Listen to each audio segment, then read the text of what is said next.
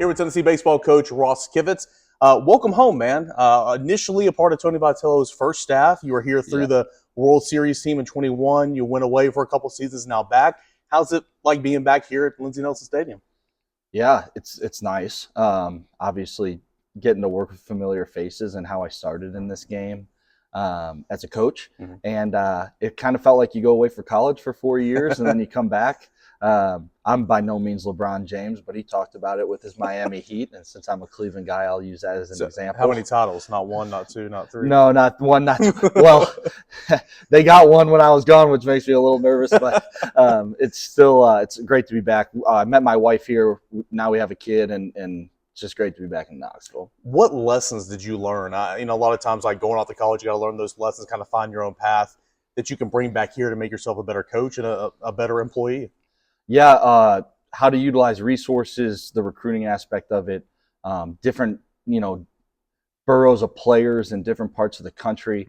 A lot of it's probably on the recruiting side, being able to do it on my own. As you can obviously assume, Tony and Josh and Frank are really heavily involved in the recruiting. They do a great job, and kind of nice to spread your wings and have a chance to sign players and build classes and take some bumps along the road, but learn a lot. So I think that's probably the biggest advantage of going off. How cool is it and it looks a little bit different from when the last time you were here, but obviously it's looking different every day now.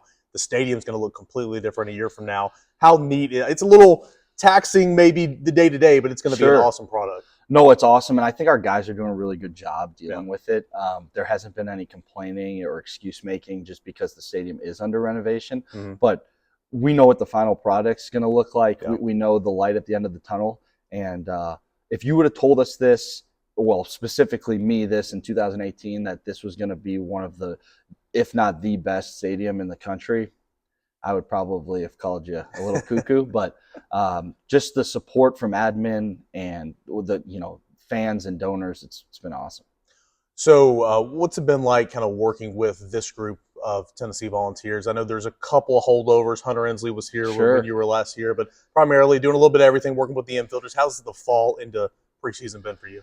Good. I think when you enter a team that has won a national championship, it can be tricky because you want to build trust, and they have certain ways that they like to go about things, and they worked, right? My job is to keep the enthusiasm up, keep things fresh, to challenge them because growth's through challenge. And for the most part, I would say 99% of the days, these guys are willing and hungry, and they're attacking different types of challenges that, Ricky and I are putting into the infield. But there is 1% where they stick it to me and they're right. Like, hey, we're going to do it this way. And I think that's kind of the change of the landscape in college sports is it's more dialogue. It's not like the good old Bear Bryant days or the General Neyland days where what I say goes.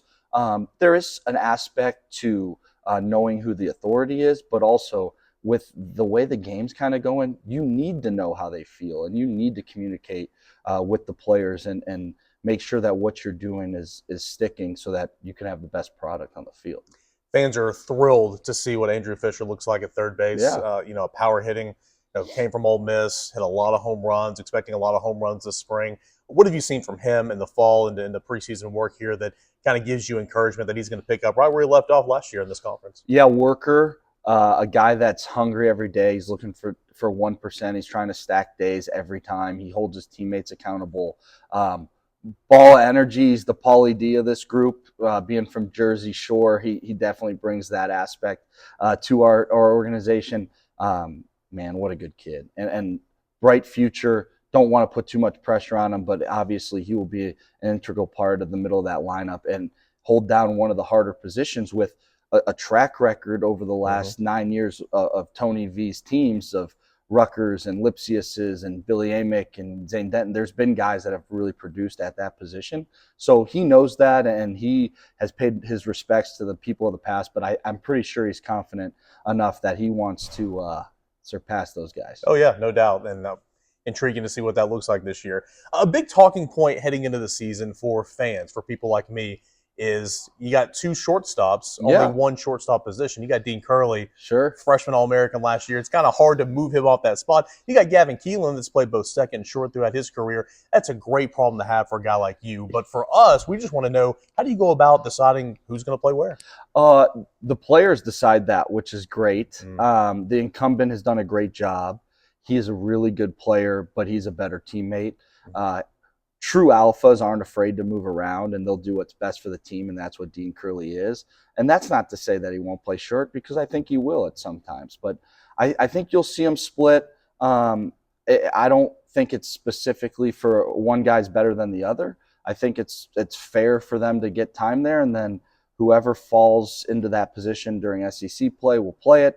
Both are professional level shortstops, and I think scouts know that, which is usually when you would see a rift between two guys.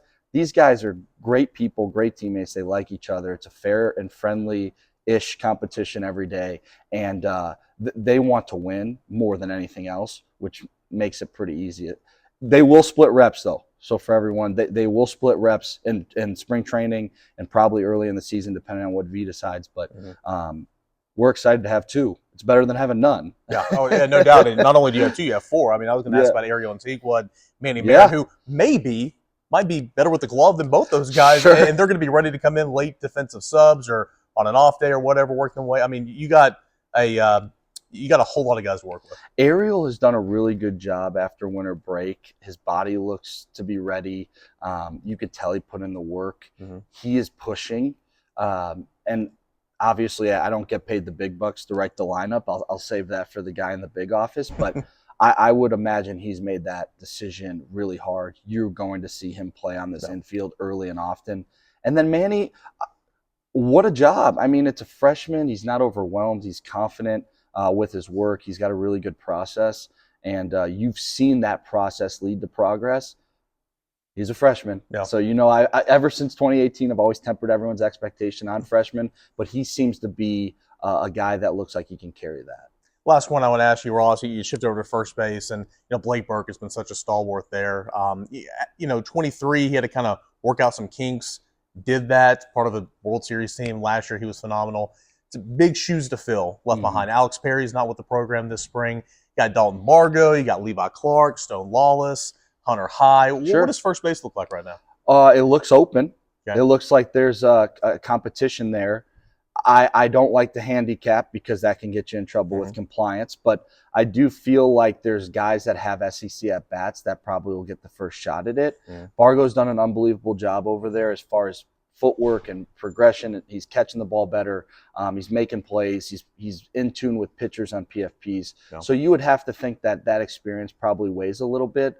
But Levi, wow, what a homer off Snead in the fall, and not to smack Snead, but it shows. That's pretty impressive. It's a good pitcher. So I think just kind of the ceiling he brings is interesting or intriguing for a lineup that is pretty left-handed dominant. And I think you're going to see a heavy rotation.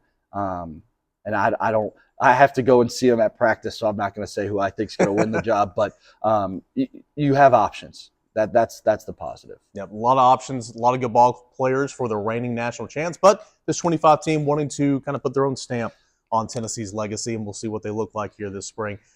Back for more here at Tennessee's coaching staff. This is Ross Kivett. I'm Eric Kane, Volquest.com.